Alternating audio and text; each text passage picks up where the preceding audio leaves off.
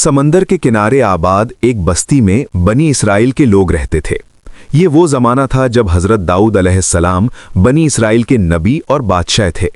अल्लाह ताला ने उनकी कौम के लिए एक ख़ास हुक्म मुकर्रर किया था। हफ्ते के दिन किसी किस्म का शिकार नहीं किया जाएगा। ये दिन सिर्फ इबादत, सुकून और अल्लाह की याद के लिए था। शुरू में लोग इस हुक्म की पाबंदी करते रहे, मगर जल्द ही एक अजीब आजमाइश शुरू हो गई।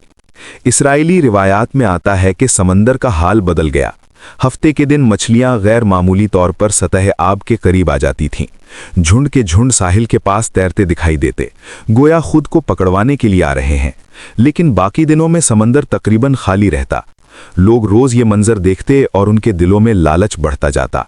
आखिरकार कुछ लोगों ने एक चाल सोची। उन्होंने साहिल के करीब गड्ढे और तालाब खोद लिए और उनमें समंदर का पानी आने के लिए छोटी नहरें बना दी।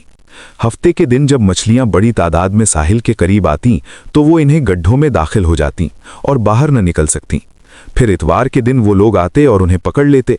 वो कहते, हमने तो हफ्ते के दिन शिकार नहीं किया, हम तो इतवार को पकड़ रहे हैं। लेकिन दर हकीकत ये अल्लाह के हुक्म के साथ खुली चालाकी थी। बस्ती में कुछ नेक लोग भी थे जो बार बार उन्हें खबरदार करते थे। वो कहते, अल्लाह के हुक्म के साथ धोखा मत करो, ये हीला तुम्हें अजाब से नहीं बचाएगा। मगर सरकश लोग हंसते और जवाब देते, अगर हम नालायक होते तो अल्लाह हमें अभी सजा दे देता। बिलाखिर वो दिन आ पहुंचा जब उनकी सरकशी हद से बढ़ गई। रिवायात में आता है कि एक सुबह जब लोग बस्ती में निकले तो हैरत से सन्नाटे में आ गए। जो लोग हफ्ते के हुक्म को तोड़ते और चालाकी से शिकार करते थे, उनके चेहरे बदल चुके थे।